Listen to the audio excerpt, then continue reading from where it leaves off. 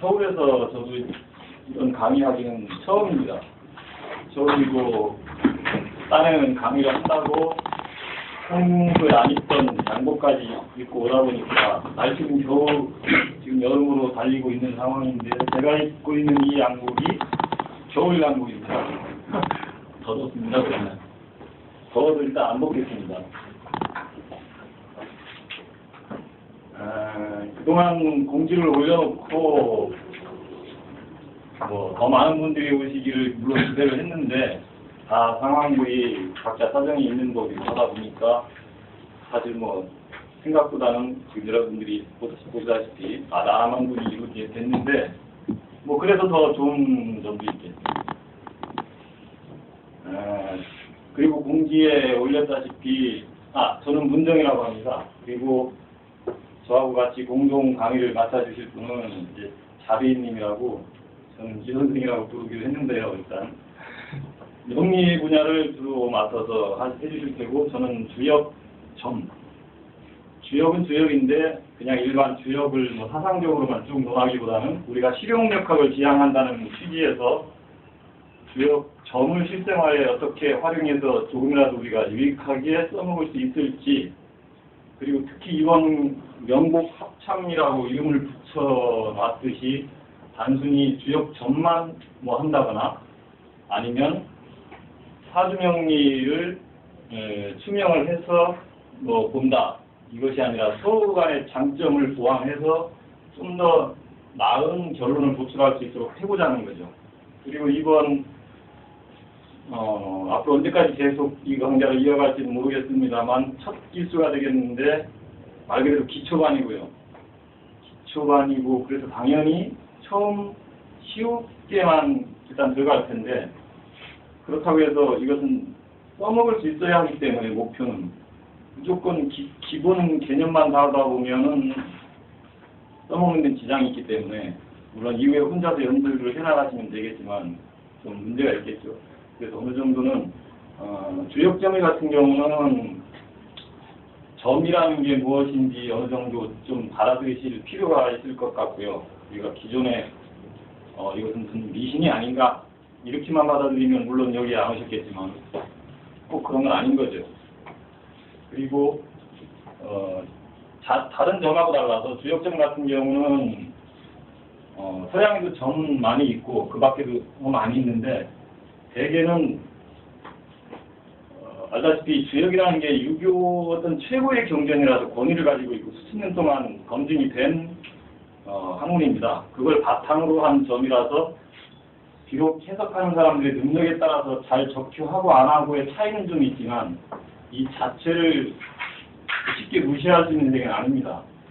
요즘 우리나라 국내에 좀 서양에서 많이 유행하던, 아마 제가 알기로 집시 그룹에서 발생됐다는 이야기가 있는데 타로 카드, 그것도 일종의 점인데 지금 우리 국내의 현실이 알다시피 이거 우리는 동양인데 어쨌든지 간에 지금 동서양 따질 시대는 아닙니다만 동양이고 우리의 뿌리를 생각해 볼 때 동양 고대의 지혜를 계속 살려나간다는 것은 의미가 있고, 또 이를 발판으로 해서 지금 이 시대와 당면한 앞세대를 우리가 더 잘 자라나는 세대들에서 있고 해서 그 연계해서 좋게 더 잘 사는데 도움이 될 수 있게 하기 위해서는 주역이라는 것이 워낙 뿌리 깊은 학문이고 동양학의 모든 총 근원지입니다. 주역이. 사주명리도 알고 보면 거기서 파생되어 나온 응용학이고요. 인사를 다루는 인사명리의 기름학을 다루는 명리는 그 중에 한 파트고, 주역은 일반 학문세계로 말하자면 마치 순수 수학이나 과학과 같아서 어느 쪽으로 접목해도 다 써먹을 수 있는 기본 바탕인 거죠. 그랬을 때 우리의 현실이 지금 제가 듣기로 중국이나 일본, 동양 3국 중에서 이런 데서는 오히려 한국보다도 더 공산주의 체제에서 오래 해온 중국도 이야기를 들어보면 주역점이나 육표라든지 소강별이 했다는 매화역수라든지 여러 가지 점이 있는데 많이 보편화되어 활성화됐고 많이 쓰이고 있다고 합니다. 이제 연구하고 있고 많이 동호회라든지 해서 활성화되고 분위기가 타로 이쪽보다는 뭐 일본도 알고 보면 주역점에 대한 그 대가들이 많이 있고 훌륭하신 분들이 많아요.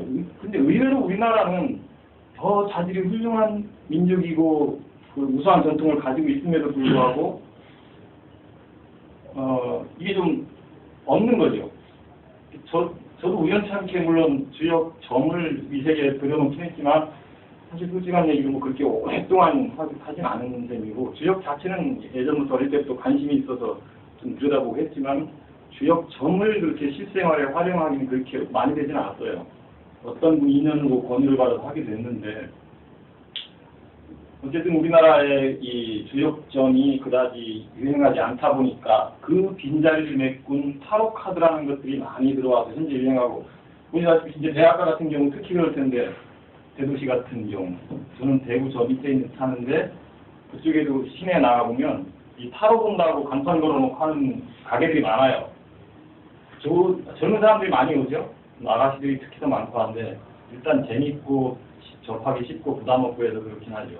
뭐 거기도 똑같은 점의 세계고 학문적인 깊이가 있겠습니다만 따지고 보면 주역 철학이 워낙 오묘한 세계라 애석한 면이 있죠. 좀 우리 것이 사장되는 느낌 그런 면에서 좀 더 발굴하고 보급해야 될 필요성 그런 거를 느껴서 제가 그래서 이 주역 점 강의를 아직은 충분히 제가 완벽한 전문가가 덜 되는데도 불구하고 이 시작을 했을 예를 들어보시죠.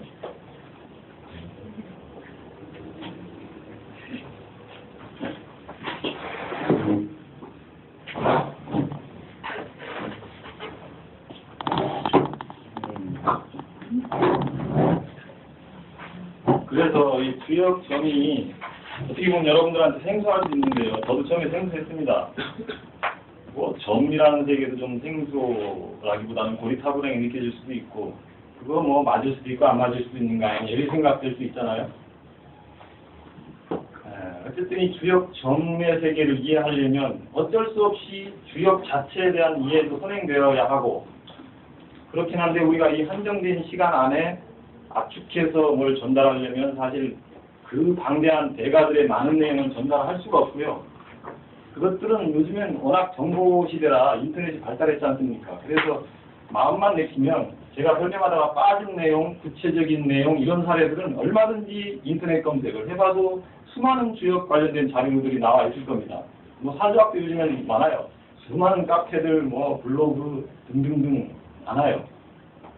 어찌 보면 너무 범람해서 도대체 어느 쪽을 선택해야 될지 막 정신없는 수가 있죠. 화승명대학도 근본은 지역이라든지 동양의 어떤 음양오행 사상으로 규율점은 똑같은데도 불구하고 각기 문파, 학파 뭐 얼마나 파가 많은지 그 파마다 내세운 장기도 많고요. 기법이. 그것들이 일치하진 않아요. 근본은 똑같은데도 그래서 혼란을 겪는 분들이 많습니다. 저도 그랬습니다. 그리고 아직도 완전히 끝나지 않았습니다. 그 혼란상이. 어쩔 수 없이 자기 스타일로 하나를 정할 수밖에 없는데 그것도 여러분들한테 남겨진 특기일 겁니다. 앞으로 이 분야에 대한 관심을 지속적으로 가져가신다면. 그래서 타로 카드 중에도 제가 여담인데 개인적으로 관심을 요즘 호감을 가지고 있는 것은 주역 타로라고 있어요. 그리고 그 주역 타로는 주역이 들어가기 때문에 그거 하시는 타로 하시는 분들이 매력을 느껴서 하려고 해도 주역은 어찌 보면 매우 쉬운 건데도 사실은 매우 어렵게 인식되어 있고 어렵기 때문에 그림의 떡이라고나 할까? 멋있어 주역 타로 해놓고 잘 안 되는 거죠. 그래서 전문가가 아마 적은 줄로 알고 있습니다. 그래서 이 주역과 타로의 어떤 장점이 합쳐지면 그것도 괜찮을 것 같습니다. 지금 뭐 어쨌든지 간에 그 이전에 주역 점이라도 충분히 활용하신다면은 재미가 있습니다. 처음에는 생소하니까 재미가 없겠지만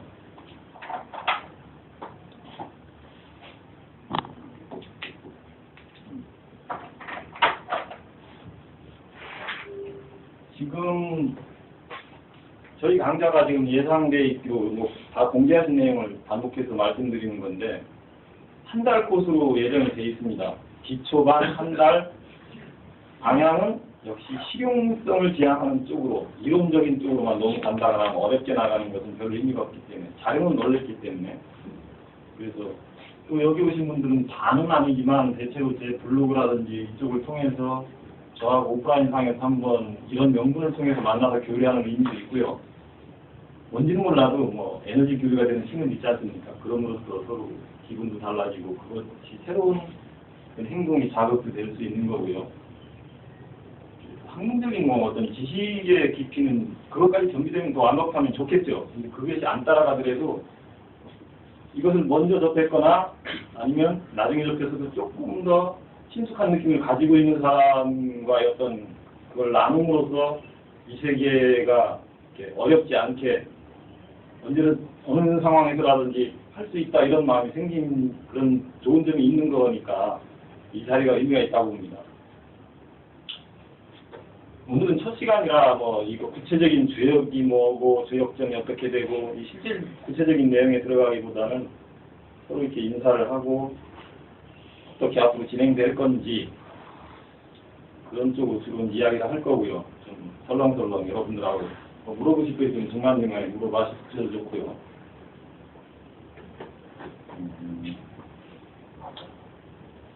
총 8강 예.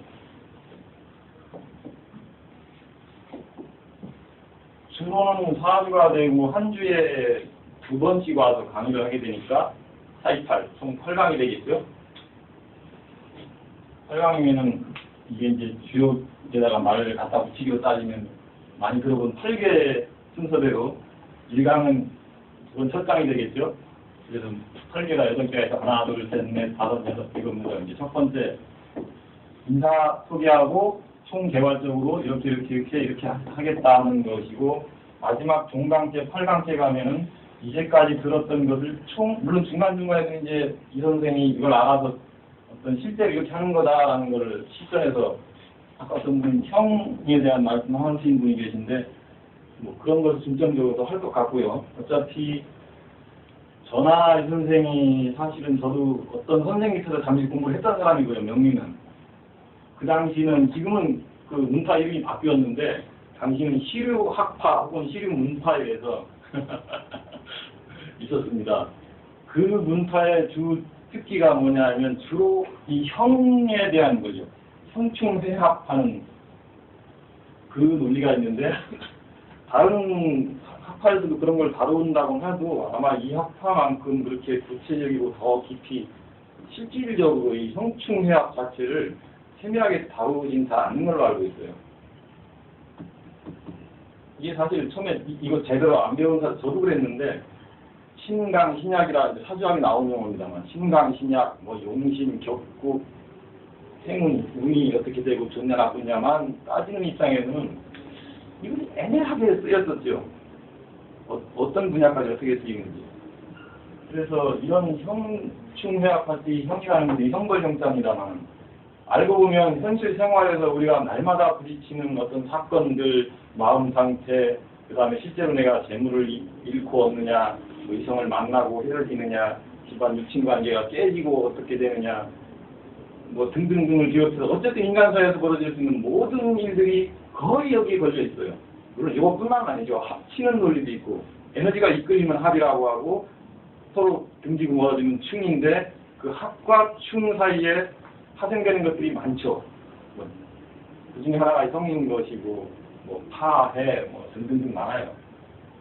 그런 것에 대해서 아마 주로 집중적으로 중간 부분에서는 이 선생님 이제 명리 강의에서 다루게 될 겁니다. 그리고 이제 마지막에는 여러분들 여기 오신 목적 중에 하나 뭐 그런 재미도 있으실 테고 그렇다면 실제적으로 내는 어떻게 태어난 사람이고 그런 거죠. 우리 거에 대한 실전 사주 분석이랄까 실제 풀이 뭐 그런 쪽이 주로 마실 때고 물론 저도 이제 지역점을 곁들여서 하게 될 텐데 그래서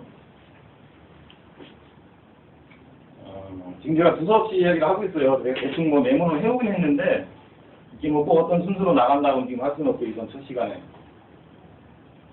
아무래도 저는 주역점을 한다고 해도 혼자 주역점만 지금 강의한 입장이 아니고 우리 유 선생하고 서로 합쳐서 똑같은 목적을 두고 지금 나가는 거라서 같이 조화를 해야 되거든요. 그래서 주역점과 사주와의 관계를 그렇게 자꾸 나는 생각을 하지 않을 수가 없는 거고 그랬습니다. 그래서 주역점이라고 점을 치면 어떤 결과가 나올 거 아니에요. 양일에 대한 궁금증이 있어서 우리가 뭘 질문했다 이거죠. 그러면 여기서 어떤 주역의 방법으로 인해서 결과가 노출이 되는데 그때 나와서 우리는 대충 사람들은 우리 국대 중생들은 길흉에 우선 관심이 있는데 그 의미 어떤 자체보다도 근데 여기 공부하시는 분은 물론 꼭 그런 건 아니겠죠. 인격 수양 면에서 상당히 도움이 되니까 그건 감안하시겠지만 어쨌든 길이냐 흉이냐 양간 간에 갈리게 되는데 음양으로 이 사이에도 성충합 사이에 합충이 끌리는 게 변화가 많듯이 여기도 변화가 많아요. 완벽한 길이고 완전한 흉 아니면 약간 길한데 좀 흉하다. 많이 흉한데 좀 덜 흉하다. 뭐 더 자랄 수도 있겠죠. 근데 크게 봐서는 길흉이고 대체로 주역의 논리는 4단계 정도로 나와요. 길흉, 회린 뭐 이래서 이런 결과들이 나오는데 점을 쳤을 때 이런 의문을 품을 수 있겠죠. 제가 점을 쳤어요. 과연 이번 첫 강의가 무난히 실수 없이 잘 진행될 수 있을까 해봤더니 뭐라 나왔다. 뭐 그럴 수도 있는데 그럼 그게 사주하고 무슨 관계가 있냐? 엉뚱한 얘기입니다만 사주 연월 일시 그 자기의 숙명적인 암시를 타고난 사주의 어떤 총 그 기운들이 있고요.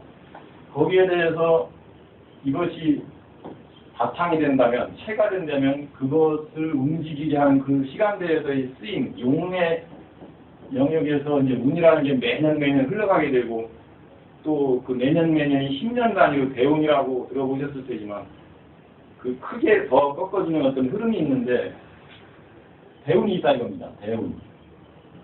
큰 대운이 있는데 이번 대운에는 사실 굉장히 나는 좋은 대운이다. 내 사주체가 그 운이 발할 수 있는 아주 바람직한 방향으로 지금 흘러가고 있다. 막 꽃피우는 이랬을 때 그때 점을 쳤다 이거죠. 쳤더니 흉하게 나왔다. 이럴 수도 있잖아요. 꼭 내가 사주에 좋은 대운이 있다고 해서 점 자체도 항상 뭐 길하게만 나오냐? 그렇진 않아요. 그럼 흉하게 나오면 그럼 어떻게 된 거냐? 왜 사주는 길하다고 했는데 주역점은 흉하냐? 둘 중에 누가 맞냐? 이건데 이거는 각자 사실 좀 영역이 다른 면이 있는 게 있고 이렇게 보시면 돼요. 그 사주를 이런 경우는 바탕으로 보셔야 되는 거죠. 더 기본적인 틀로서 대국적인 숙명적인 암시는 용빼는 재주가 없는 한 우리가 굉장히 수행을 열심히 하고 마음을 진짜 굉장히 잘 닦고 명상을 잘하고 기도를 잘하고 이런 공부 세계를 통해서 완전한 깨달음에 도달해서 우리가 영적으로 뭐 해탈하고 드물죠. 사실 우리의 꿈이긴 하지만 그렇게 되는 사람은 뭐 사주가 어떻게 흘러가든 사실 그다지 연연하지 않고 우리가 초연한 마음으로 잘 살아가는 문제가 안 되는데 그렇지 않은 경우는 아무래도 많이 힘들게 되죠. 자, 그래서 어쨌든 사주의 대운이 길하는 것은 큰 전제 조건입니다. 주역 점이 흉하다고 나와도 일단 큰 길한 전제 조건의 베이스를 깔고 거기서의 흉한 거 그걸 조율을 스스로 하시는 거죠. 근데 이것은 약간 어떻게 보면 아날로그적인 개념이라고 해야 될까? 딱 명확히 뭐 계량해가지고 기계로 너무 딱 자르는 재미없고 큰 바탕은 길한데 작은 바탕에서는 좀 흉하니까 조심해야 되겠다. 단 여기서 흉하다고 했지만 여기서 흉은 크게 완전히 인생이 절단나는 흉한 건 아니다. 이렇게 받아들이셔야 되는 거죠. 경중이 있으니까 모든 것은.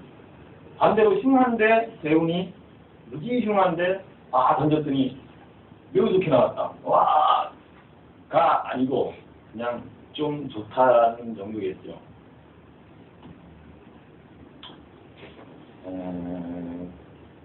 이 주역 점이라는 용어 자체에서 그냥 여러 가지가 있습니다. 제가 알고 보니까 항상 요즘 주역점이라는 용어를 쓰고 있으면 그것은 지금 제가 말하는 주역점이 되겠는데, 얘는 어찌 보면 쉽고요. 배우기 쉽다는 건 주역을 배우고 싶다는 뜻이 아니라 점치는 방법을 배우기가 쉬워요. 그리고 해석하는 것도 사실은 한마디로 단정할 수는 없는데 매우 간단할 수도 있어요. 오히려 다른 거에 비해서. 특히 뭐 복잡한 지식을 필요로 하지 않고. 근데 똑같은 주역을 활용하더라도 육효학이라고 있습니다. 육효도 뭐 들어보셨을 텐데, 사실은 이 단타로 구체적인 어떤 무엇이 될까 안 될까, 붙을까 안 붙을까, 뭐 이런 것들을 명확하게 선명하게 그려내는 데 있어서는 어찌 보면 이것이 더 낫다는 건데, 단 이것은 뭐냐면 어떤 융통성은 없어요. 주역 점 융통성은 많고. 그러니까 이게 구체적으로 무슨 이야기냐 하면, 이건 그래서 각자가 이제 앞으로 이 분야의 취미를 가지고 계신다면은 이제 선택의 문제가 되겠지만, 주역 점은 그냥 이것이 주역 책, 제가 가끔 점을 치고 어떤 효사를 참고할 때 보는 책인데, 주역 괴상에 따른 괴사, 괴에 설명한 말씀, 또 그 괴 안에 구체적인 또 그 단계가 있는데, 그 효를 풀이한 말, 효사. 대체로 이 두 가지에 의거해서 아주 간단히는 그냥 특히 효사에 의거해서 기둥 자체를 판단하는 거죠. 주역점은. 옛날 전통적인 방식으로는 그 점치는 도구가 이제 뭐 있는데, 뭐 시초점이라고 무슨 풀을 뜯어다가 뭐 원래 시작했다고 하는데, 요즘엔 그것이 잘 안 되기, 구하기도 어렵고 하니까 그렇게 안 하고, 또 뭐 대나무 가지를 한 50개를 잘라다가 이제 하죠. 저는 이제 그 집에서는 그 방법을 쓰는데, 나올 때는 가지고 다니기가 좀 뭐하니까 다른 방법, 예를 들어서 간단하게 하는 이렇게 주사위 모양으로 생기는 것도 있어요. 이때의 주사위는 일반 주사위가 아니라 8면으로 생긴 주사위가 포함이 돼요. 8개가 들어가야 되기 때문에 8면, 이걸 던지는 거죠. 던져서 나온 결과에 따라서 점을 치는데, 단순한 거죠. 던져놓고 그 방법이 다예요. 그냥 실질적인 부분 던져놓고 어디를 가리키더라, 그러면 그거에 따른 그걸 찾아서 읽는 거죠. 이제 구체적으로 들어가면 그냥 던지는 게 아니라 뭐 마음을 경건히 하고 무슨 목적을 분명히 떠올리고, 뭐 더 잘하려면 손도 씻고, 더 잘하려면 분향 명초 해서 상도 사르고, 아니면 따로 무슨 그 공간도 마련해서 목욕지게까지 하면 더 좋고, 뭐 그런데 현대인들이 사실 그렇게까지 잘 못하죠. 아무튼 그런 구체적인 면이 있지만 어쨌든 간단합니다. 방법은 이렇게 던져서 점을 치고 결과를 읽는다. 근데 그게 그럼 맞느냐? 그건 각자에게 달렸습니다. 그 하는 사람. 그리고 대체로 이 주역 점은 잘 맞는다고 정평이 나 있어요. 옛날부터 이상하게 잘 맞더라. 꼭 제가만 해도 되느냐, 여러분도 각자 하실 수 있어요. 또 연습 실험을 좀 해보시면 됩니다. 할 수 있는 것 중에 이제 좋은 것들이 무슨 국제적인 경기가 열리거나 뭐 그런 게 있잖아요. 뭐 축구 시합, 배구 시합 뭐 한다 하면은 이번에 우리나라가 이길 것이냐, 뭐 어떤 나라가 이길 것이냐, 이런 거 할 때도 해볼 수 있고요. 실제로 그렇게 되는지 안 되는지. 질문이 어떤 것만 점을 쳐야 된다고 정해져 있지는 않아요. 아는데 사실은 나중에 구체적으로 들어가면 뭐 그러면 무턱대고 다 던져놓고 다 나오느냐 하면 꼭 그런 건 아닌데, 답이 안 나오는 게 아니라 그 해석하기가, 사실은 이 주역점은 너무 융통성이 많기 때문에 어떻게 보면 굉장히 매력도 되고, 그 자체가 그 수많은 융통성 때문에 그걸 연구하는 재미도 있는데, 잘못하면 그 융통성 때문에 좀 실망할 수도 있죠. 뭐야, 딱 아예 정해져 버리면 좋은데, 사주학은 거기에 비해서 딱 정해져 있죠. 제대로만 본다면, 그 사람들이 제대로만 본다면 결 똑같은 결론이 나와야 하고 뭐 그런 거니까요.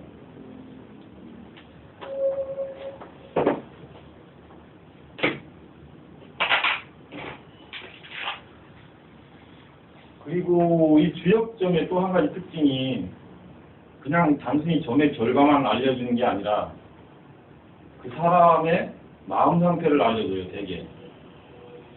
당신은 지금 현재 이와 이런 상황에 처해 있다. 그러므로 어떻게 처신하라. 또는 마음을 어떻게 가져야 이롭다.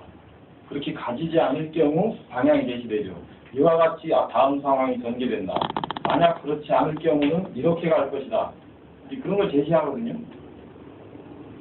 근데 육효 같은 경우는 그렇지 않아요. 그냥 딱 그것이 된다. 끝. 안 된다. 끝. 그냥 이런 식이죠. 그래서 얘는 마음지향과 어떤 명상, 돛닦고 하는 쪽으로도 더 대국적으로 좀 닿아 있고, 이것을 그런데 잘만 활용하면 이제 다음 시간에부터 배울 사주학을 조금 더 사주만으로 잘 해결이 애매해서 안 풀리는 경우도 있어요. 어떤 사주에서 틀은 나와도 그런지 안 그런지 좀 세밀하게 어떤 영감과 힌트를 얻고자 할 때 점을 쳐오면 좀 더 선명하게 드러나죠.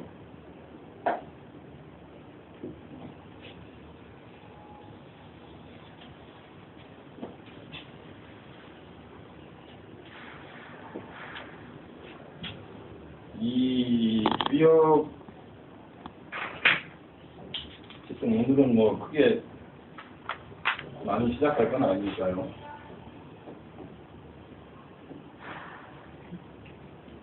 여기라는 게 변화 아니겠습니까? 변화. 많이들 들어보셨죠? 네. 모든 것은 변화한다. 이 세상이 그렇다는 거죠. 모든 것은 변화하는데 변화하는 가운데 변화하지 않는 어떤 중심은 있다. 영원한 무엇은 있다. 여긴 숨어있지만 표현이 숨어있지만 그런 것이 있고 불변. 보통 여기에 대한 세 가지 뜻을 말할 때 이제 그렇게 이야기하죠. 모든 것은 변하는데 변하지 않는 어떤 불변의 법칙과 질서가 있다. 그런데 다행스럽게도 그것을 알기는 의외로 간단하다. 간이하고 쉽다. 그렇다는 거죠. 뭐 어려우면 사실 골치 아픈데 다행히도 간단하다고 합니다. 간단하다고 하는데도 사실 만만치 않죠. 사실 말이 그렇지. 어찌 보면 그것이 어렵게 느껴지는 이유는 우리 현대인들이 생활이 너무 지역으로 많이 찢어발겨져 있는 뜻도 되길 겁니다.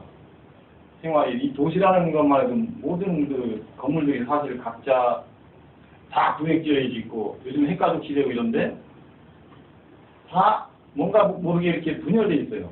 사는 것도 그렇고 옛날하고는 많이 다르죠, 분위기가.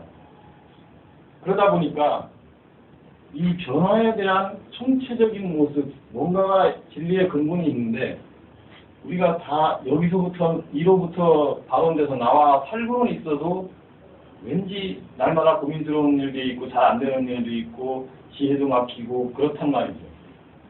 그러다 보니까 비록 쉬운 세계지만 소통이 안 돼서 강의하고 씻기는커녕 너무너무 어려운 거예요. 이럴 때 주역점 같은 경우 점이라고 하는 것이 그래서 왜 도움이 되느냐면은 우선 당장 살아는 나가야 되겠는데 우리의 머리로서 모든 것을 파악하는 데는 한계가 있고 그리고 한계가 있을 때 어떤 이 진리 세계에서 본체에서 볼 때 이 답답한 사람들한테 뭘 좀 알려줘서 말을 해줬으면 좋겠는데 이제 점으로 말을 한다는 거죠. 말을 해줬으면 좋겠는데 사람들이 다 귀가 막히고 코가 막히고 눈이 막혀서 알려줘도 못 알아듣는다는 거죠. 인간의 언어로 알려주면 좋겠는데 신이 대부분 인간의 언어로 말을 하는 경우는 드물고 뭐 꿈속에서는 들을 수도 있고 그런데요. 그래서 어떤 상징성을 띠고 그중에 하나가 점인 거죠. 신으로부터 어떤 하느님으로부터 그 답을 구하는 인간에게 그냥은 소통이 안 되니까 점이라고 하는 형태를 통해서 사람이 물었을 때 점이라고 하는 형태를 통해서 알려준다는 거죠. 주역은 그 역경에 말로 설명은 돼 있지만, 뭐 한자로 원문도 있고 설명도 달고 설명은 돼 있지만, 그 자체가 사실은 처음부터 그렇게 돼 있는 게 아니고 하나의 상징으로만 돼 있어요. 이상한 괴 막대기로 그려져 있죠. 이렇게 놓고 이게 뭐 양이다, 음양할 때 이렇게 놓고 음이다. 요 두 가지 부호를 근간으로 해서 모든 논리가 펼쳐져 나가요. 뭐 음양부터 시작해서 주역은 보통 64가지 64괴라는 형태로 되어 있고, 이 각 괴마다 6효씩 각 괴 안에 6단계의 어떤 변화가 또 들어있고, 그래서 곱하면 384교가 나오는데, 어떤 우주 만물의 모든 변화의 총칭, 변화할 수 있는 가능성, 이것을 64종류가 되기도 하고, 크게 봐서는 더 자세하게 잘라보면 384가지라고 하는 어떤 상태, 뭐 단계, 유형으로 제시할 수 있다는 거죠. 이 사이를 뚜렷하게 흘러간다는, 변해간다는 겁니다.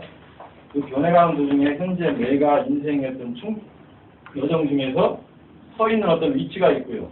위치가 있는데 대부분은 지각에 맞춰서 잘 모르니까, 내가 일간 신수점 보고 하는 것도 그런 거죠. 날마다 일진점을 볼 수도 있고, 이번 달에 대한 점을 볼 수도 있고, 그건 자기가 정하기 나름인데 어디에 위치해 있는지를 알려주는 거죠. 당연히 언어로는 안 알려주고, 이게 하나의 상징 기호잖아요. 기호, 부호. 기호로 되어 있으면 더 부정확하지 않냐, 이렇게 생각할 수 있겠죠. 근데 거꾸로 사실은 언어보다는 이것이 더 본질에 닿아 있는 것이고, 해석의 여지가 많다는 것은 그만큼 음미학에 따라서 더 본질 세계를 나타내는 하나의 다리가 되기 때문에, 이거에 비해서 차라리 인간 이런 문자로 생긴 언어는 더 말단인 거죠. 이것조차도 사실은 하나의 그 형상, 상이기 때문에 근원의 세계로 돌아갈 때는 이것도 어찌 보면 장애가 될 수 있지만, 그래서 하나의 다리 역할로서 충실히 역할을 할 수 있는 겁니다.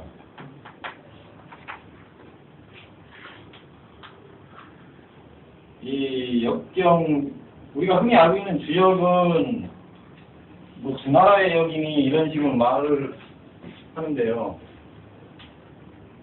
주역.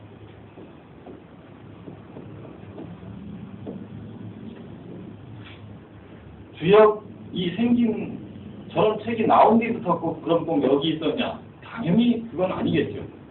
원래부터 역에 대한 깊은 어떤 우주가 운행하는 그런 게 있었는데, 그걸 어떤 성인이, 정신세계가 뛰어난 어떤 성인이 그걸 표현한 거죠. 그걸 사람들한테 이제 유익하게 뭔가를 해서 어떤 규칙을 세우고 그런 도구를 써서 표현을 했는데, 그 이후로 역이라는 게 성립이 됐는데, 여기 뭐 주역만 있는 건 아니고 사실은 많죠. 지금 대표적으로 우리가 알고 있고 쓰는 것이 주역일 뿐이고, 사실은 주역 말고도 뭐 연산역이니 귀장역이니 무슨 그 밖에도 우리가 모르는 다른 역들이 있었어요.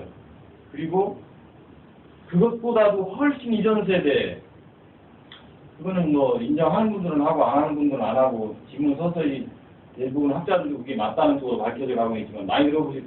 그 뭐 레무리아 시대니 아틀란티스니 하는 우리가 사라진 고대 문명 시절에도 역은 있었을 거라는 얘기죠. 그때는 이런 한자를 안 썼을 수도 있는데, 우리가 존재하는 한 이것은 항상 있는 거니까.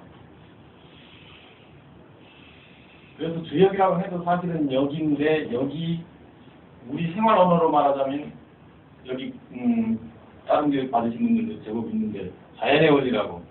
자연의 원리. 아니, 그럼 이게 자연의 원리죠. 대우주 자연의 변화 원리. 작게는 그 우주 자체의 형상이 고스란히 그대로 구현되어 있는 작은 우주, 사람, 인간 속에 오장육부를 통해서 물론 돌아가지만, 소우주의 변화 원리는 흔히 뭐 전에 저기 배우셨던 그 현성 선생님의 자연의 원리는 그걸 가르치는 거고, 이거는 그걸 포함해서 전체적인 대우주다, 그러니까 지구가 안에서 변화하는데, 우리는 대우주라고 해도 사실은 지구겠습니다만, 변해가는 변화 원리를 다루는 거예요. 근데 이 자체가 쉽다고 했듯이 사실은 뭐냐면 봄, 여름, 가을, 겨울 순화추동에 다 들어있습니다. 순화추동, 사시, 사계절.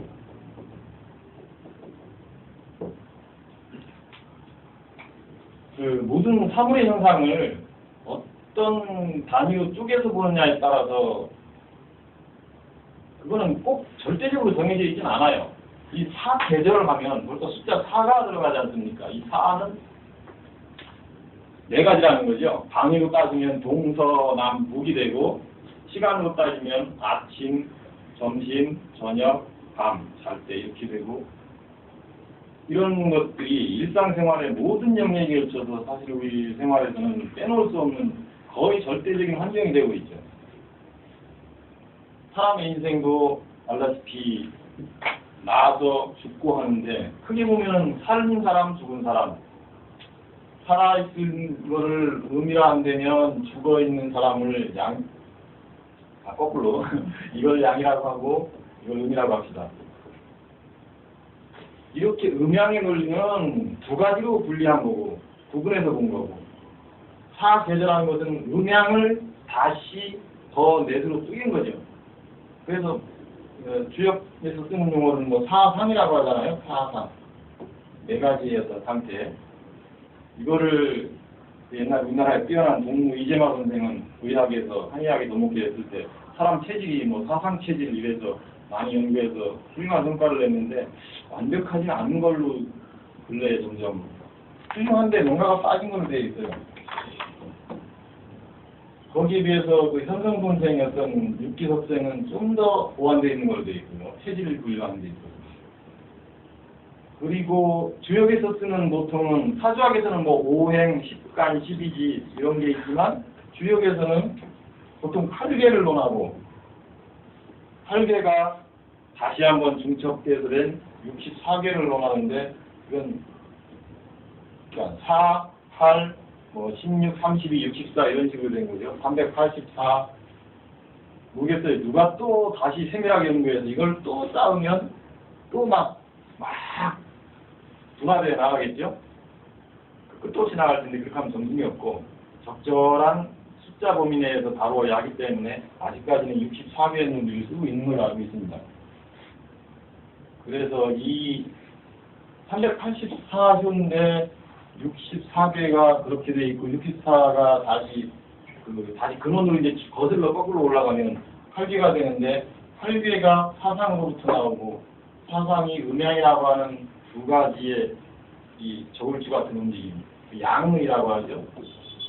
양쪽에 있다고 해서 양이 이제 거동한다고 해서 양인데 그렇게 되고 그리고 동양학은 원래 그 시원이 그러면 뭐 음양이니까 이원음이냐 영원히 만날 수 없는 하나는 양은 뭐 남자라고 보통 사람으로 치면 대변하고 여자는 이렇게 보는데 얘들은 영화 식적이냐 그건 아니잖아요. 싸우는 경우도 많은데 사실은 아시다시피 음양은 조화를 이루어야 되는 하나의 한 몸에서 나온 거라서 그 한 몸이 뭐냐라고 하는 게 여기서 말하는 그 근본 짜리 그거를 우리나라 태극기에서 많이 알려진 것처럼 태극이라고 하는 거죠. 태극. 이 용어는 수도 없이 옛날부터 써왔고 요즘도 쓰고 있고 어떤 단체 이름도 이걸 갖고 있는 데도 많고요. 이 태극이라는 것은 음과 양의 어떤 그 비일점 우주가 생겨난 바탕이라고 볼 수도 있죠. 여러분들 각자 한 사람 한 사람이 생명을 갖고 있는 생명 살았다는 자체가 태극의 모습이고 왜냐하면 균형이 이루어지고 있잖아요. 이 계속 우리 인체 안에서 순환이 일어나고 균형이 이루어져 있는데 만약에 균형을 잃고 태극의 모습이 아니고 음양이 쪼개진 음양으로 깨져버리면 완전히 식어서 우리가 싸늘한 시체가 되거나 그건 음체겠죠. 뭐 정신은 불이 돼서 뭐 날아간다든지 그건 양만 있겠죠. 그것은 생명이 아니고 생명의 뭐 하나의 그 재료는 될 수 있어도 그렇게 볼 때 여러분들은 각자가 태극체가 되는 거고 그 안에서 조절력이 있다는 거죠. 음양을 끊임없이 조절. 그 조절력이 떨어지면 죽는 거죠, 보통 나이들은. 그리고 이 태극의 개념에서 실제로 발생되는 게 나중에 이제 사주학이 나오겠는데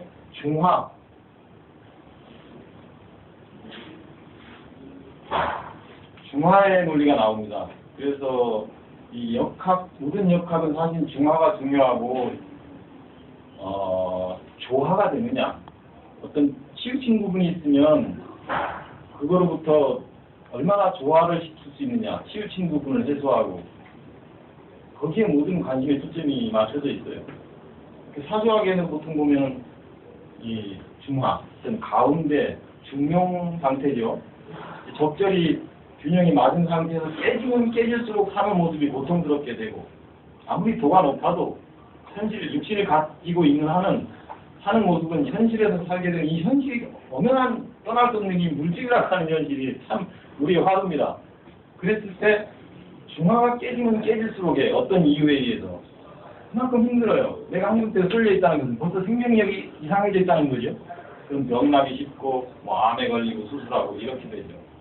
아니면 성질도 못하게 되고 내가 힘드니까 사람들한테 막 험한소리하게 되고, 그 기운을 읽어서인지 상대방도 이상하게 그 깨져 있는 운이라든지 그렇게 돌입이 되면 괜히 나한테 더 못되게 구는 거예요. 그렇게 구는 것처럼 느껴집니다, 본인이.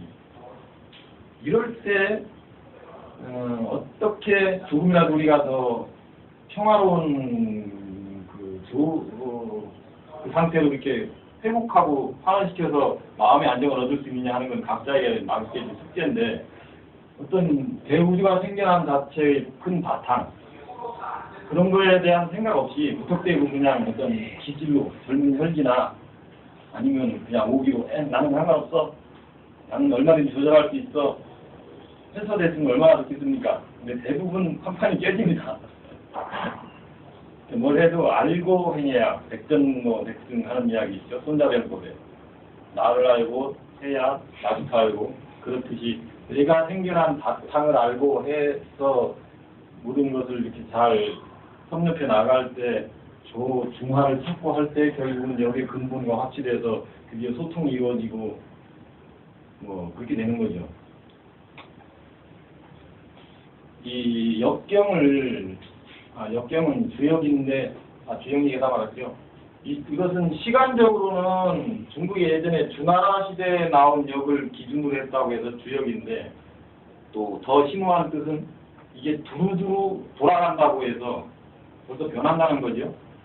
항상 태극도 그렇고 모든 것은 둥근 원과 관련이 있습니다. 그래서 돌아가는 건데, 하루가 순환해도 돌아가는 거고, 지구가 태양을 안고 공전을 해도 돌아가는 것이고, 더 크게는 그런 주기만 있는 게 아니라 어떤 그 우주 운행에 우리가 일반 사람들한테는 사실 관심이 없는 영역일 수도 있지만, 우리의 태양은 또 다른 천체를 안고 돌고 있고 거대한 다시 은하계를 이루고 이렇지 않습니까?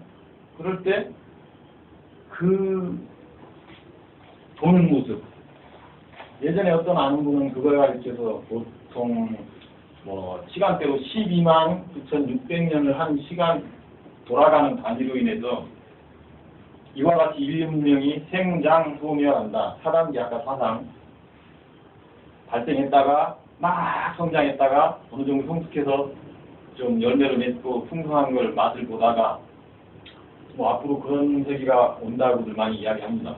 그랬다가 다시 휴식기를 거쳐서 새로운 문명이 시작되고 하는 그 주기가 보통 12만 9,600년을 순환하는데, 이와 같이 계속 돌고 두루두루 이렇게 돈다고 한 때의 의미에서의 두루 돈다는 이 글자를 써서 그런 주역의 의미도 있어요. 그래서 단순히 우리가 주역이라는 게 꼭 어떤 중국의 어떤 시대의 주나라 때 이것만은 아니죠. 그렇게 이해하시면 좋겠고요. 여기에 보통 경전자의 경서의 의미를 붙여서 역경 그렇게도 부르고요.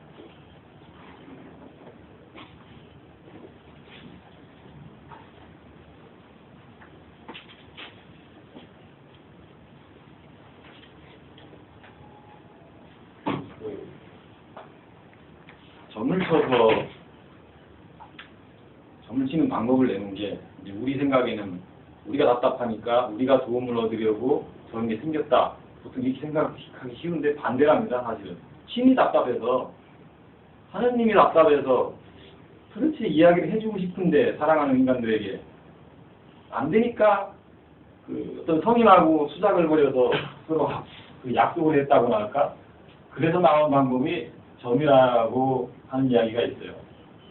그게 상당히 의미가 있다고 봅니다. 사람이 답답해서 가 아니라 신이 답답해서 답답한 속을 사람들한테 좀 알려주기 위해서. 그만큼 이 점은 사실은 경건성을 유지하기에 따라서 신과 닿아 있는 조심스러운 부분이죠. 따지고 보면.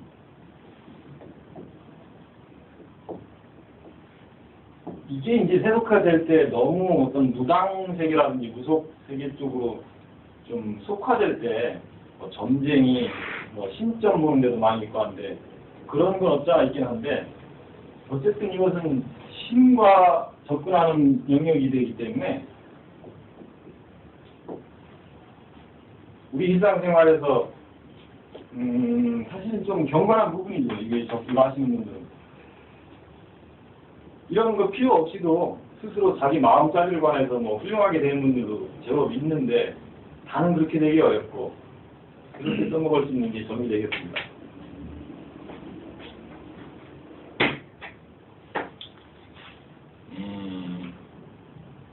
또 하나 이야기하다 보니까 시간이 되는 관계로 마무리를 짓겠습니다만 이 주역점을 쳐서 아까 그 보통 64가지 유형의 인간사에서 벌어질 수 있는 64가지 분리했을 때 있고 그거를 구체적으로 하면 아까 384가지의 상태, 상황이 있다고 했어요.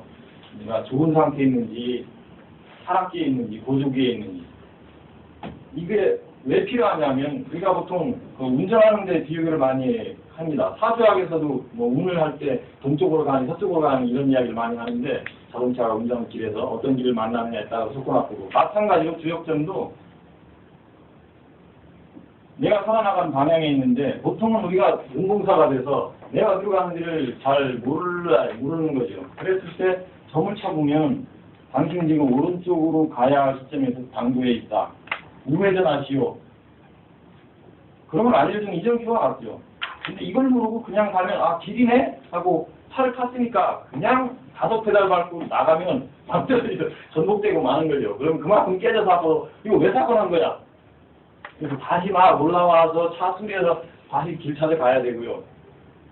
이와 같은 인생의 구기구기 방향성을 64가지에 처해 있는 그런 상황으로 제시한다는 겁니다. 그래서 일단 오늘은 이렇게 여기까지 그 주역점이라고 하는 방법을 통해서 우리 일상생활에서 나의 현재 상태와 어떤 마음의 진단을 받아서 앞으로 미래를 대비하는데 도움을 받을 수 있다. 또 사주와 연계해서 써먹을 수 있다. 이것까지만 일단 얘기하고 오늘 여기서 마치겠습니다. 좋습니다.